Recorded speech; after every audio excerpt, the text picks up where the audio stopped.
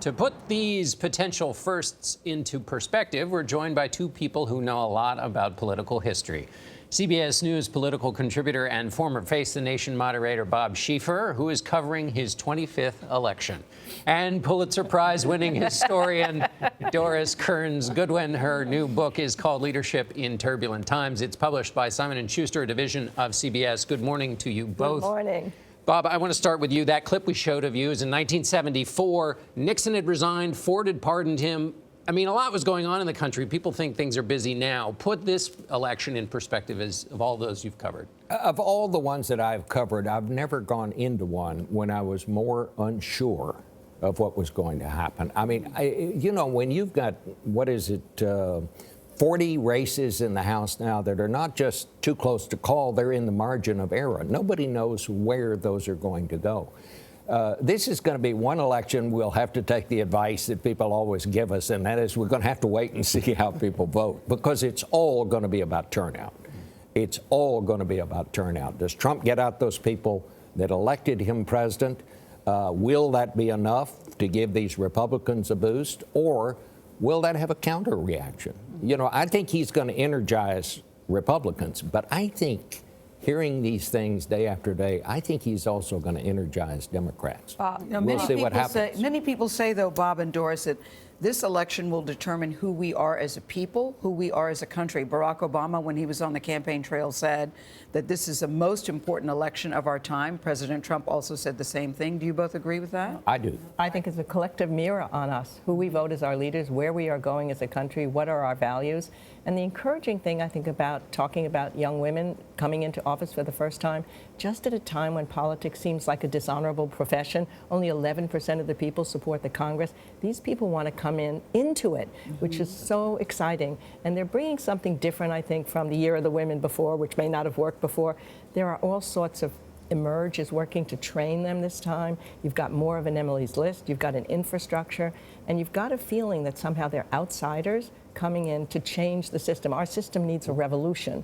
And I think women can, that's where my hope is coming from. So Doris, talk about that, because you've just written this book on leadership, right? 1984 was a year of the woman because of the massive gender gap. 1992, in result of the Clarence Thomas hearings. This year, a different type of year of women, because many of them are actually going to be on the ballot, flooding into Congress and state houses as well. How could that change how our country operates with what you know about leadership? Well, research shows that women tend to cooperate more. They've actually shown and done these things that they tend to be more moderate. But I think most importantly, they're coming from being doctors, they're coming from being lawyers, they're coming from being veterans, they're coming from being teachers and pilots, which means they're coming. Something's wrong with our system in Washington right now. It's like we've been in war too long. We don't know how to have peace.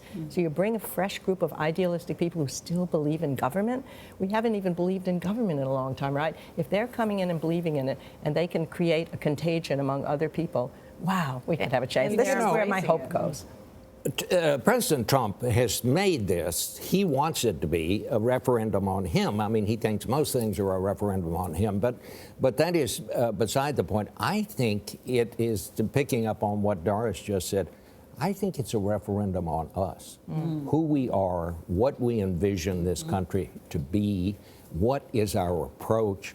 You know, FDR said one time something that it has always stuck with me. He said, a nation does not have to be cruel to be strong. Yes. And I think that's something that may be pivotal in how people vote. And this is a point Gayle has been making this morning. A big race, though, in our home state of Texas, Beto O'Rourke versus Ted Cruz.